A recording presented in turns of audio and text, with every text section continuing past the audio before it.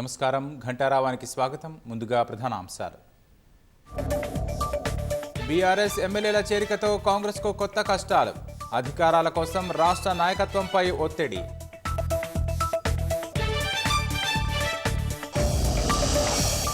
ROR ముసాయిదాపై నేడు అఖిలపక్ష భేటీ. పార్టీల అభిప్రాయాలను తెలుసుకోనున్న సర్కార్.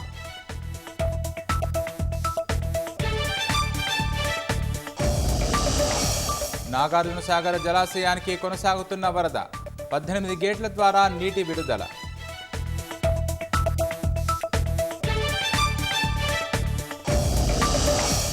అనర్హతను సవాలు చేస్తూ కాస్ను ఆశ్రయించిన వినేష్ ఇవాళ విచారణ చేసి తీర్పు ఇవ్వనున్నట్లు సమాచారం.